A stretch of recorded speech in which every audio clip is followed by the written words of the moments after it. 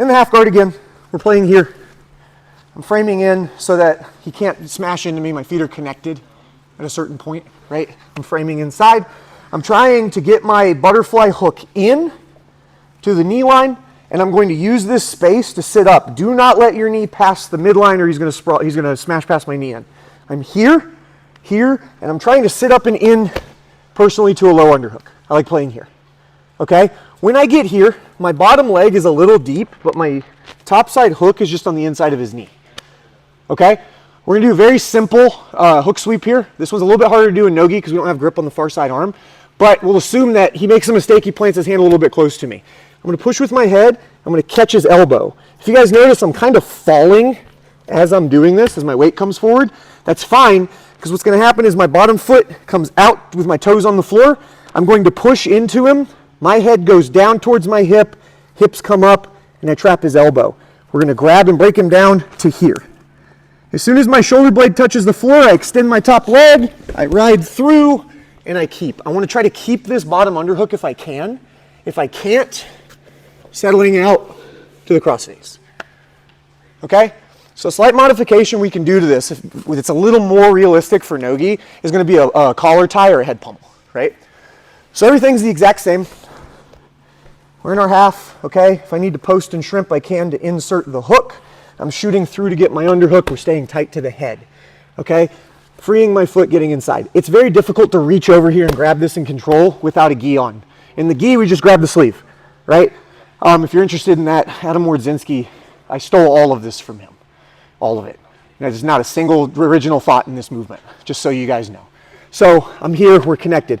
There's two ways I like to do this. We can either punch and catch here, or my personal preference is to come near side on the head. And all I'm trying to do is make his chin touch his chest, either here or here. So I don't like to go on the neck, I like to go on the crown, here or here. And we're basically just gonna make him do a forward roll. There's a small thing that I like to mark, a small reminder. When my shoulder hits the floor, there's a button that makes my leg extend. So as soon as my shoulder touches, my leg extends. Don't extend your leg until you're at the peak of the sweep. If you do it too soon, they sprawl pass. If you don't extend it all, they sprawl pass, right? It's bad either way. So we're here. Inside, I can go here or here, but I'm gonna drive in, catch, my shoulder touches the floor, my leg extends, I ride through with the hips, and then settle with my underhook. Good? Ready? 1, 2.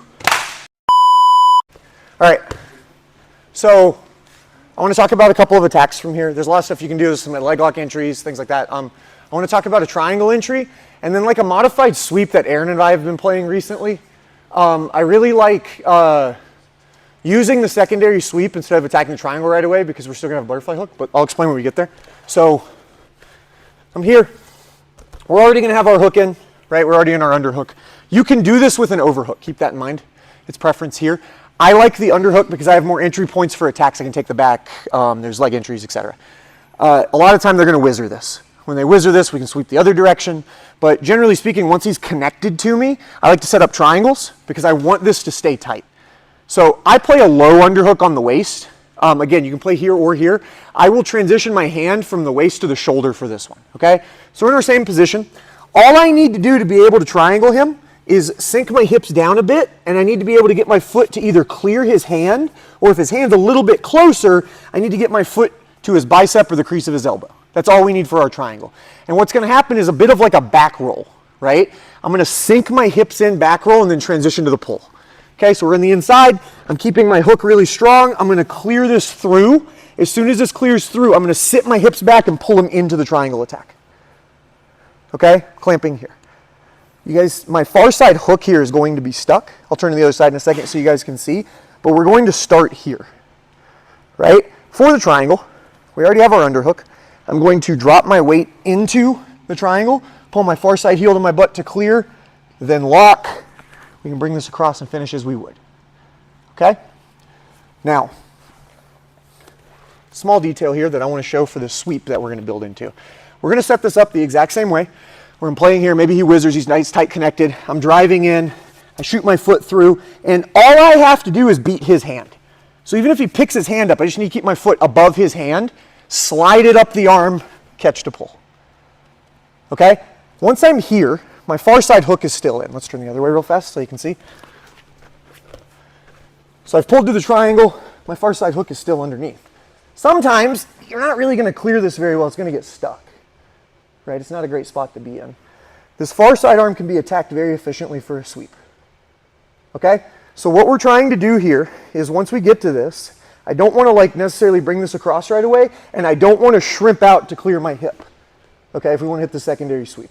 I need to stay under the shoulder, and I actually want to try to dive under his far side arm here when we get to this position. So I'll show it from both angles again. I'm going to drive my heel down to bite, and I essentially want to pick up both his elbows like this. Okay, you can even just cup the arms, but all I'm going to do from here is pull my heel, rock the opposite direction, and then roll him over. Off of this, top side hand comes around. Really nasty belly down arm bar. We can transition to triangle here, or we're just, right, beat him up real bad, okay? So one more time on this one. We can break off and go. I'm here, inside driving, right? I shoot the foot through and I catch, okay? Instead of just going to the triangle by turning away and clearing my foot, maybe I'm stuck here, maybe it's not super comfortable. I'm here to here.